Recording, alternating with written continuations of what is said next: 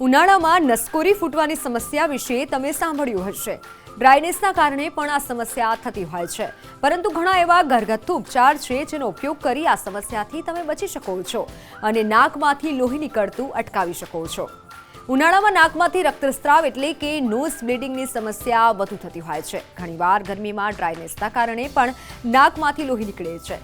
ગરમ હવાના કારણે નાની બ્લડ વેસલ ફાટે છે અને જેથી આ સમસ્યા સર્જાય છે।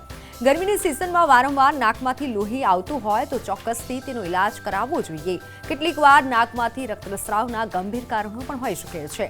માત્ર ઉનાળાની ઋતુમાં જ નહીં, પરંતુ શિયાળામાં જ્યારે ઠંડી વધે ત્યારે પણ નાકમાંથી લોહી નીકળે છે। તો આજે જાણીએ કે નાકમાંથી લોહી આવવાના કયા કારણો છે અને તેને કેવી રીતે રોકી શકાય।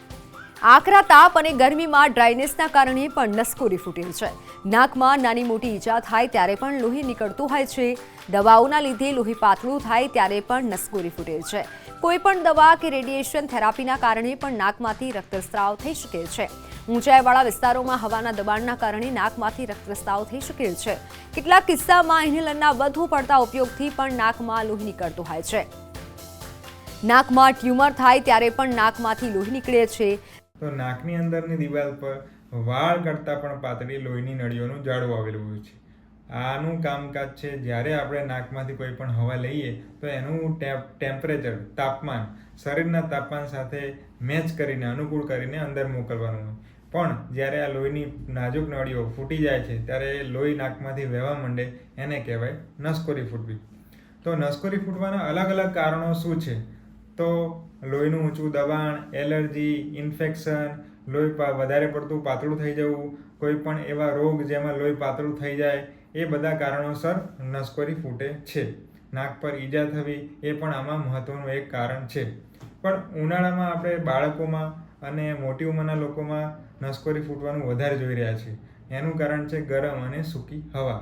ગરમ અને સૂકી હવા નાકની અંદરની નળીઓને એકદમ સૂકી નાખે છે, એનું ઉપર તૂટી જાય છે અને લોહી વહેવા માંડે છે, એટલે ઉનાળામાં નસકોરી વધારે ફૂટતી જોવા મળે છે। નાકમાંથી લોહી નીકળવાના તો ઘણા કારણો છે, પણ લોહીને રોકવા માટેના ઘરગથ્થુ ઉપચાર કયા છે તેના વિશે વાત કરીએ। નસકોરી ફૂટે ત્યારે ઠંડા પાણીથી દર્દીના માથા પર પાણી તમે છાંટી શકો છો। તેમ છતાં જો લોહી નીકળવાનું બંધ નથી થતું તો કપડામાં બરફ લપેટી નાક પર મૂકવાથી લોહી નીકળતું અટકે છે। નાકમાંથી લોહી નીકળતું બંધ ન થાય તો દર્દીને પથારીમાં સોડાવી સરસિયાના તેલને થોડું ગરમ કરી રૂથી નાકમાં ટીપા નાખો। લોહી બહુ જ આવતું હોય તો લોહીને નાકના છિદ્રમાં મૂકી શકો છો। નસકોરી ફૂટે ત્યારે ડુંગળીના રસને નસકોરીમાં નાખવાથી લોહી બંધ થઈ જાય છે, અથવા તો સમારેલી ડુંગળી સૂંઘાડવાથી પણ લોહી બંધ થાય છે। આ નસકોરીનો અકસીર ઇલાજ છે। બિલીના પાંદડાનો રસ પણ પાણીમાં મિક્સ કરી અને પીવાથી નાકનું લોહી ઝડપથી બંધ થાય છે। બિલીના પાંદડાઓને પાણીમાં પકવી તેમાં સાકર મિક્સ કરી પીવાથી પણ આ તકલીફ મટે છે। નસકોરી ફૂટવા દરમિયાન સૂવું ન જોઈએ। માથાનું સ્તર હૃદયથી ઉપર રાખવું જોઈએ અને તે સમયે મોં દ્વારા શ્વાસ લેવાનો પ્રયત્ન કરવો જોઈએ।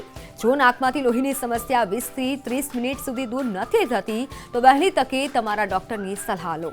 નસકોરી ફૂટે ત્યારે આપણે તરત જ શું કરી શકીએ છીએ? તો સૌથી પહેલાં આગળની સાઈડ નમીને આંગળી અને અંગૂઠા વચ્ચે નાકના પૂંચા ભાગને જોરથી દબાવી દેવો। 5 થી 10 મિનિટ સુધી દબાવી રાખો, પછી જોઈ જુઓ કે લોહી બંધ થયું છે કે નહીં।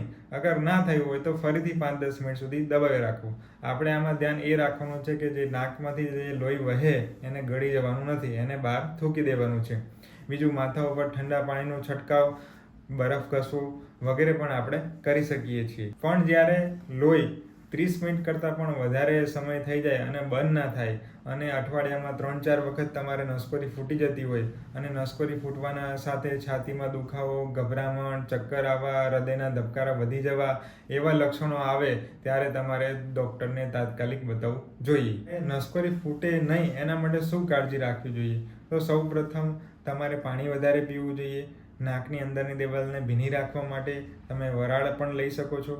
વિટામિન સી યુક્ત ખાટા ફળો પણ આપણે ખાવા જોઈએ।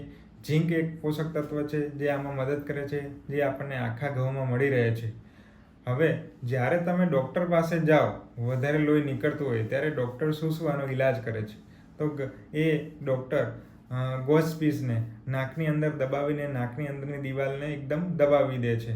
આનાથી તમારું લોહી આવતું બંધ થઈ જાય છે। બીજો એક ઉપાય છે કે સાધનથી નાકની નળીને સૂકવી નાખવી અને ત્રીજો એક ઉપાય છે કે જ્યાં જે દિવાલમાં જે નળીથી લોહી આવતું હોય એ નળીને જ બંધ કરી દેવી.